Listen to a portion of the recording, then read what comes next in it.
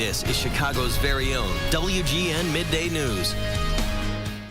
Our house is a very, very, very fine house with 2 cats. And today's Your Money Matters tips and tricks on how to style and stage your home to get it ready to sell this fall. Broker Michael Rosenblum is here this morning. Michael, staging is, we were talking about this during the break. This is a relatively new thing. It's been around maybe 25 years, learning to just present your home to make it more appealing to potential buyers. Absolutely, absolutely. You know, you can clean your home and you can actually make money, and people don't realize that. You know, a lot of times people actually take their stuff with them to the new property, and then they end up saying, why did I spend all that money to move it when I need to get rid of it? Get rid of it, exactly. Absolutely. Because there's a little bit, don't you think there's a little bit of a hoarder in all of us?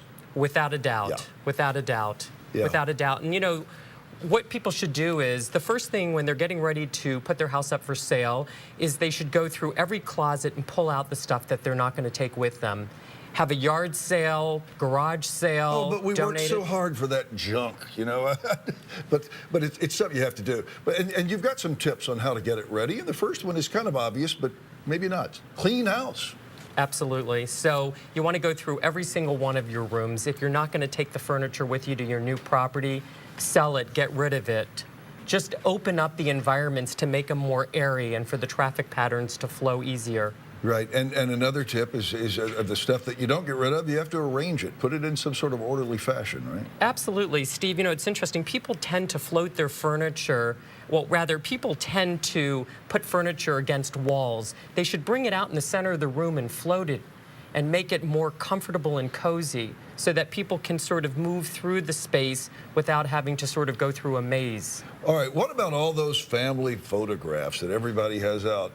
Should they stay? Should they go?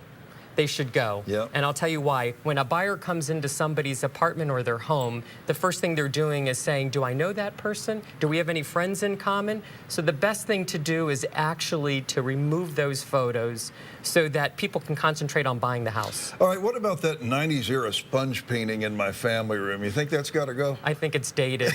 And you know, the biggest thing is people say, well, I don't know what color to paint my room. Get a book on birds. Mother Nature did a great job at designing color.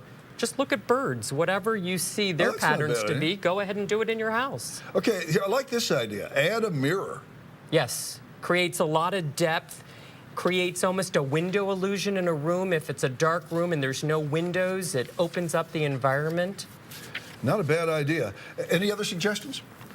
No, just organize. You know, Crate and Barrel, Restoration, Pottery Barn, they all sell these great fancy baskets that people watch and see used on HGTV.